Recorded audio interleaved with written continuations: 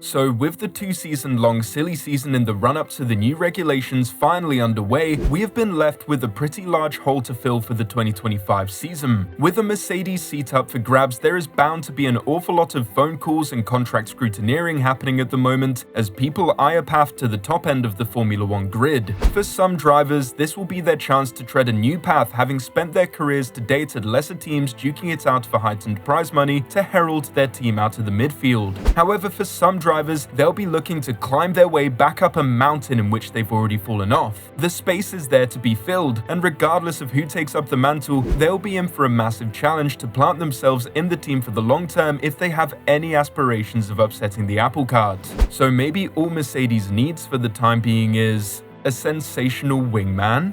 Want to know why a return to Mercedes could be on the cards for Valtteri Bottas? We never thought he'd be in the running, but hey, stranger things have happened recently. And stick around because the usurped Carlos Sainz has finally broken his silence on the Hamilton move, and as you can probably guess, he is not happy.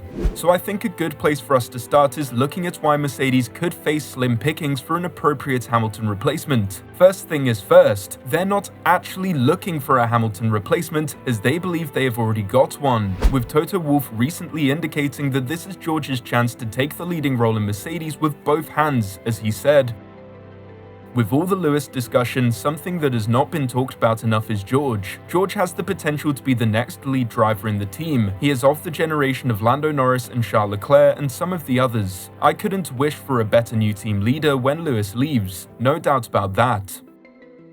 I think an interesting point here is the word that Toto used. Potential. Russell isn't guaranteed to be the lead, however he is certainly in a prime position to be. It's up to Russell now to prove himself and take the team forward just as Hamilton did, perhaps in an eerily similar manner to what has happened at the team before. If you cast your mind back to the years before Hamilton was the undisputed top dog at the team, Mercedes had a hard time balancing two similarly aged and experienced, for want of a better term, alpha male drivers.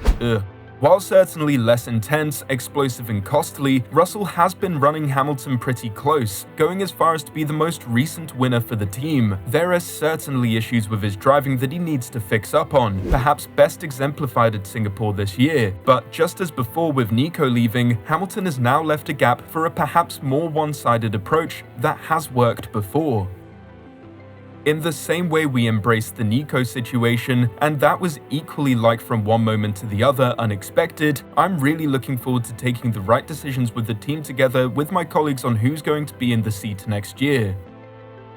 So just who will that right decision be, and will it be a case of looking at short term as perhaps the statement entails? Well, one driver that has ruled themselves firmly out of the equation, despite in many people's eyes being the favourite to take the second spot on, is Alex Albon, saying that his focus is on driving and he no longer focuses on the management and contractual side of things like he used to when coming up in the sport. I would be denying the facts if I said that there have not been questions and general chats around that already, but truthfully, personally, it's not really my area. That's more management, and my focus is about driving. James Vowles reinforced this, stating that the driver was under a firm contract until the end of 2025, perhaps indicating a lack of escape clauses. So even if Albon did want to join his longtime friend George Russell at Mercedes, his hands are currently tied at least until the end of the 2025 season. So while this doesn't mean that he won't drive for Mercedes in the future, perhaps even at the dawn of the new regulations, it does mean that Albon, whether his head would be turned or not, is staying put for the time being, meaning that at least for the immediate future, Mercedes needs to look elsewhere. Another option people suddenly started caring about recently is Andrea Antonelli, with the Mercedes prodigy set to take on F2 this year after skipping F3 entirely due to his scary potential in the regional series.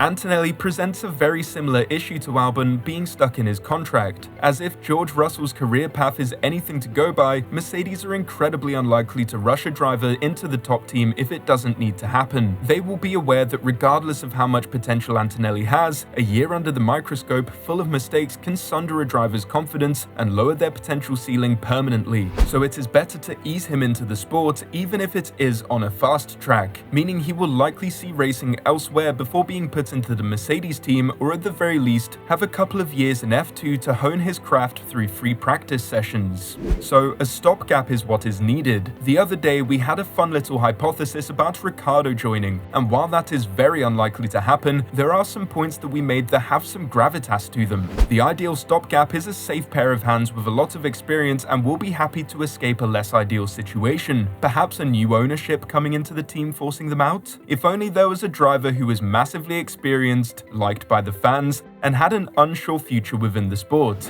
Heck, even better if he has ties to Mercedes, right? Obviously we are being facetious here, as Valtteri Bottas is exactly who we are describing. Since leaving Mercedes for Sauber, Bottas has been mired down in the single point position finishes and trapped in a team with about as much ambition as Chelsea's current squad. In all likelihood, as Sauber converts fully to Audi, both drivers will be on the lookout for new homes. Zhou, an Alpine junior driver, may find a home back with his parent team. However, Bottas may have a few more options in front of him, either replacing Sargent back at Williams, a sideways step if ever I've seen one, or launching himself back from whence he came and landing at Mercedes. Valtteri is keeping his options open, but he has heavily implied that he would favour a return to Mercedes if he was forced out of the Audi project, with the Finn having this to say.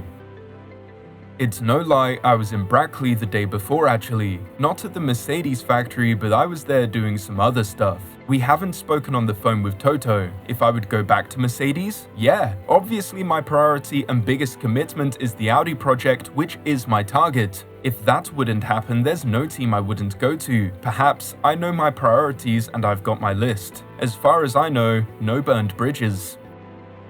The biggest question in all of this, beyond what Bottas and Mercedes actually want, is whether Bottas could handle stepping back into those shoes. It's been extensively catalogued as to just how bad being a wingman within the team hurt Bottas, culminating in that frustrated interview following the Hungarian Grand Prix. Mercedes could well have need for him, but unless he makes his claim for the throne very quickly and convincingly, he may be in for a repeat of what happened before, however this time more painful, as he will likely see the twilight years of his career as a stopgap until a long-term prospect, such as Albon or Antonelli, can come into the fold.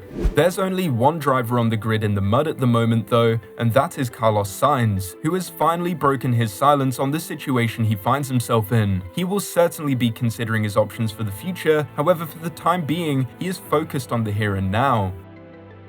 I'm fine, I'm calm. We're working for the future, but above all, for what we have ahead of us. It's a very important year, my last with the team, and I want to do the best I can. I'm training to prepare as best I can and give everything. When asked if the situation was upsetting, Carlos calmly replied, "No, it didn't disappoint me. Experiencing Ferrari from the inside, I already knew several things and I prepared myself with the team in view for future changes. As I said, however, I don't want to think about anything other than how to give my all this season for Ferrari. Knowing it will be the last year with the team is not the most normal thing to start a new season. But as soon as I put my helmet on in Bahrain and get on the track, you can be sure that I will only think about going as fast as possible. And if there is a chance to become world champion, I will try to take it."